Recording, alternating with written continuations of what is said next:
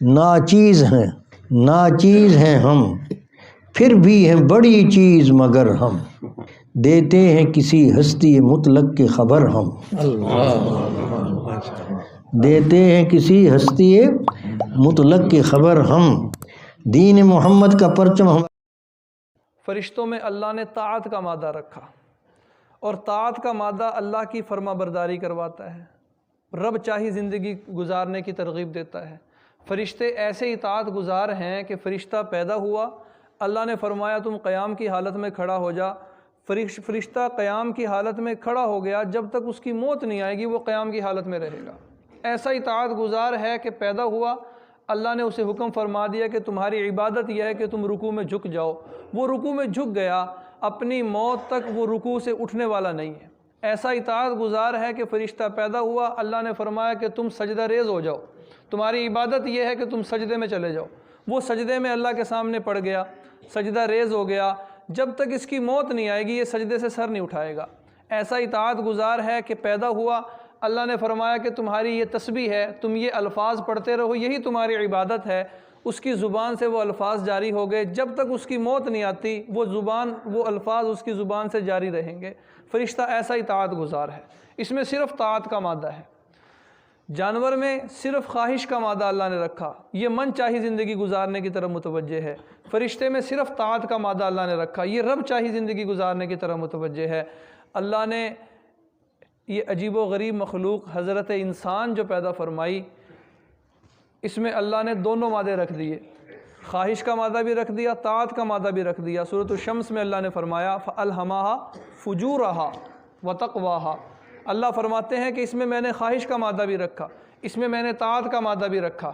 اب خواہش کا مادہ اسے سرکشی کی طرف لے کے جاتا ہے، طاعت کا مادہ اسے اللہ کی فرما برداری کی طرف لے کے جاتا ہے، خواہش کا مادہ اسے من چاہی زندگی گزارنے کی ترغیب دیتا ہے، طاعت کا مادہ اسے رب چاہی زندگی گزارنے کی ترغیب دیتا ہے۔ خواہش کا مادہ کہتا ہے گناہ کر، برائی کر، خطا کر، سرکشی کر، اللہ کی نافرمانی کر۔ طاعت کا مادہ کہتا ہے نہیں نیکی کر، نماز پڑھ، ذکر کر، تلاوت کر، اللہ کے راستے میں سفر کر، اللہ کے راستے میں خرچ کر۔ ادھر سے خواہش کا مادہ اسے گناہ کی طرف لے کے جاتا ہے، ادھر طاعت کا مادہ اسے نیکی کی طرف لے کے جاتا ہے۔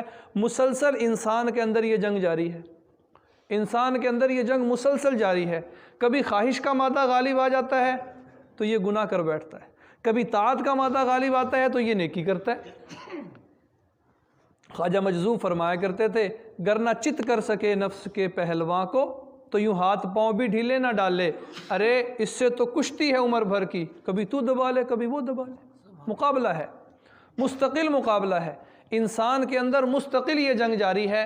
کبھی خواہش کا مادہ اس پہ غالب آ جاتا ہے تو یہ سرکشی کرتا ہے، کبھی طاعت کا مادہ اس پہ غالب آ جاتا ہے تو یہ اللہ کی فرما برداری کرتا ہے، کبھی خواہش کا مادہ غالب آ گیا تو یہ من چاہی زندگی گزارنے لگ گیا، کبھی طاعت کا مادہ غالب آ گیا تو یہ رب چاہی زندگی میں چلا گیا۔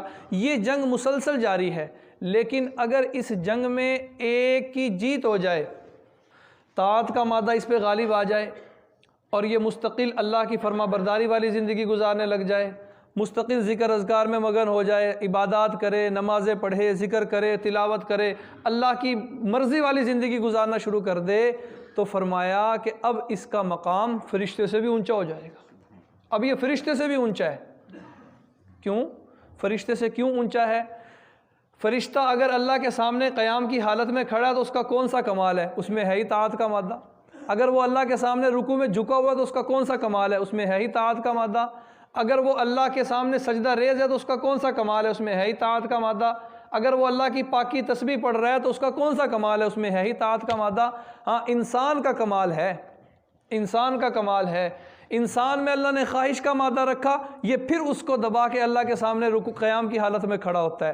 انسان میں اللہ نے خواہش کا مادہ رکھا، یہ اس کو دبا کے پھر اللہ کے سامنے رکوع میں جھکتا ہے۔ انسان میں اللہ نے خواہش کا مادہ رکھا، یہ اس کو دبا کے پھر اللہ کے سامنے سجدہ ریز ہوتا ہے۔ انسان میں اللہ نے خواہش کا مادہ رکھا، یہ اس کو دبا کے پھر قرآن مجید کھول کے تلاوت کرتا ہے۔ انسان میں اللہ نے خواہش کا مادہ رکھا، یہ اس کو دبا کے پھر اللہ کی تسبیح اور پاکی بیان کرتا ہے، اللہ کا ذکر کرتا ہے۔ انسان میں اللہ نے خواہش کا مادہ رکھا، یہ اس کو دبا کے پھر اللہ کے راستے میں خرچ کرتا ہے۔ انسان کا کمال ہے، انسان کا کمال ہے۔ تبھی تو فرمایا ہے فرشتوں سے بہتر ہے انسان بننا، مگر اس میں لگتی ہے محنت زیادہ۔